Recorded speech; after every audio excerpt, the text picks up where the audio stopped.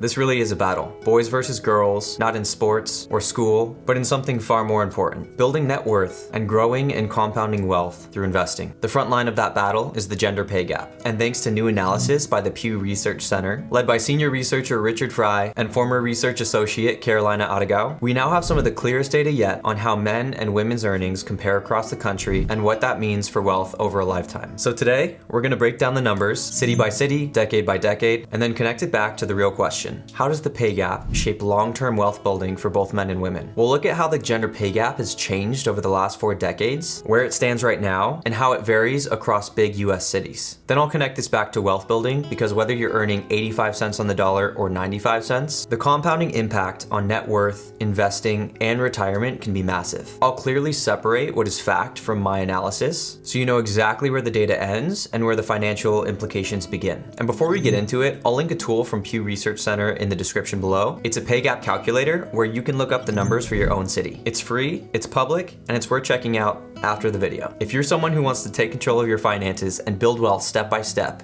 you're in the right place. Make sure to like and subscribe for the YouTube algo, and let's dive in. So where are we right now? According to Pew Research Center's analysis of median hourly wages in 2024, women earned about 85 cents of what men earned when looking at both full-time and part-time workers. Back in 2003, that figure was 81%. That means over the last 20 years, the national gap narrowed by about 4 percentage points. If we zoom out further, the progress looks even bigger. In 1982, women earned about 65 cents on the dollar compared to men. So yes, there has been a clear improvement over time, but here's the key. Progress has slowed down in the last 2 decades. Between 1982 and the early 2000s, the gap narrowed quickly. Since then, the pace of change has been much slower. The Census Bureau also reports similar numbers when looking at full-time, year-round workers. In 2023, women earned 83% of what men did, and that's in line with Pew's broader analysis. Now, age matters a lot here. The pay gap is more narrow among young workers. Women between ages 25 and 34 earned about 95 cents for every dollar that men earned in 2024. That's a much smaller gap of 5 cents compared to that of the overall workforce, where the gap is 3 times as wide. This tells us that younger generations are entering the workforce closer to pay parity, but as careers develop over time, differences in promotions, time spent out of the labor force, and occupational choices widen the gap as people get older. Do you think the gender pay gap will fully close in your lifetime? Let me know in the comments. Now, before we go further, let's take a moment to explain how Pew Research Center actually measured the pay gap, because methodology matters. The gender pay gap here is measured as the difference in median hourly earnings between men and women who work either full-time or part-time in the United States. Pew Research calculates this using federal labor data called the Current Population Survey, or CPS for short. That's a long-running monthly survey run by the US Census Bureau and the Bureau of Labor Statistics. Pew combined CPS data from January 1982 through December 2024 to build annual files, which is how they track trends over time. On top of the earnings data, Pew also folded in the results from their American Trends Panel Survey, which is an online panel of US adults recruited through random address sampling, so nearly everyone has a chance of being selected. For this specific survey, Pew gathered responses from over 5,000 adults in October 2022, including just over 2,000 people who were working full-time or part-time. That's where insights on perceived reasons for the pay gap come from. Things like whether people believe employer treatment, family choices, or job type explains why men and women earn differently. And importantly, Pew weights the survey results to match the US population by gender, race, ethnicity, education, and party affiliation. So the findings represent the country as a whole. So when we cite a number, you know it comes from a mix of federal labor data for the actual earnings and survey data for people's attitudes about why the gap exists. The national averages only tell part of the story. Where you live can make a really big difference. For this part, we're using Pew Research Center's metro-level pay gap tables, which are based on the US Census Bureau's American Community Survey, 2015 through 2019. This is the same data set behind Pew's interactive pay gap calculator and the detailed Google Sheet tables I've linked below. It focuses on full-time, year-round workers ages 30 to 49 across 250 metropolitan areas. The 2020 ACS was disrupted by reasons you can probably guess, so 2019 is the most reliable local snapshot available. Now let's look at some of the largest cities most of you will recognize. In Los Angeles, women earned about 95% of what men earn in 2019. That's much closer to parity than the national average. In New York City, women earned about 87%. That's roughly in line with the US overall for full-time workers. In San Francisco, the number was about 82%, and in Chicago, women earned around 81% of men's pay. So you can already see major variation. Los Angeles is much closer to equal pay, while Chicago and San Francisco are further behind. At the extremes, the differences are even sharper. In Napa, California, women earn about 98%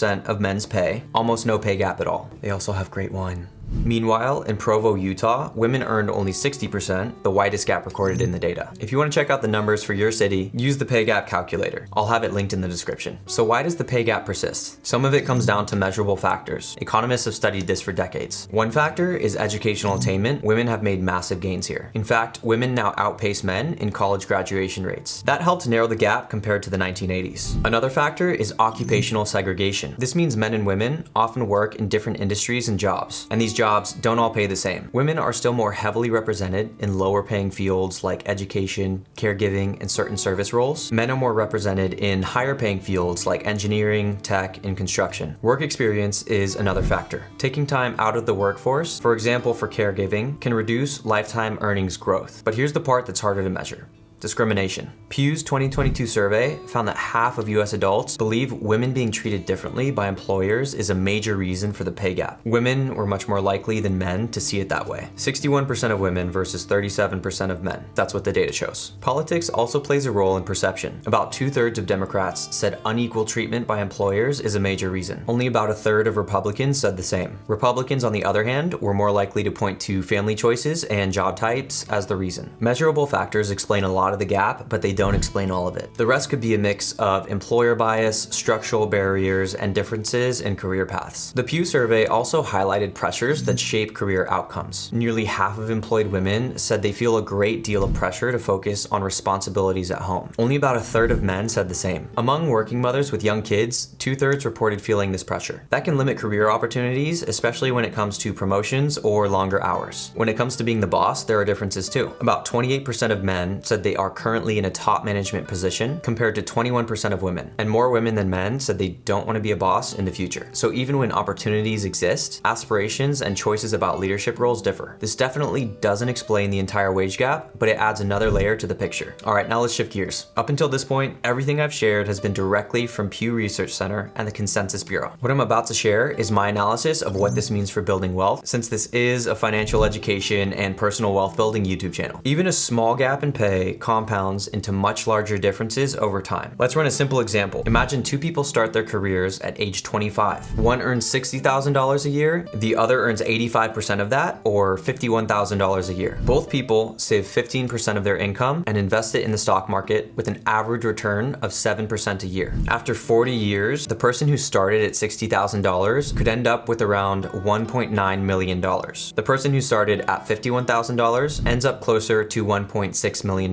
That's a $300,000 difference caused by the initial pay gap. Now, this is just an illustrative example. Real life includes raises, job changes, and family choices, but it shows how pay differences ripple into retirement savings and net worth. So what can you actually do with this information? First, if you're just starting out in your career, look at earnings data for your field. The Bureau of Labor Statistics publishes this. Some career paths simply have higher ceilings, so choosing strategically can make a huge difference. Second, it doesn't matter who you are, always negotiate your pay. Research consistently shows that people who negotiate, especially early in their careers, can set a higher earnings trajectory. And third, invest as early as possible. Even if the starting salary isn't equal, compounding through consistent investing can help narrow long-term wealth gaps. And finally, check the calculator in the description. Look up your city. If the gap in your area is wider than the national average, that's even more reason to take charge of your financial future with strategies like negotiating salaries, pursuing higher paying fields, and investing early. This video would not be possible without senior researcher Richard Fry and former research associate Carolina Artigau, so thank you both for your diligent and hard work. If you found this video helpful, hit the like button, subscribe to the channel, and share it with someone who could benefit. Thanks for watching. I'm Chris, and I'll see you guys in the next one.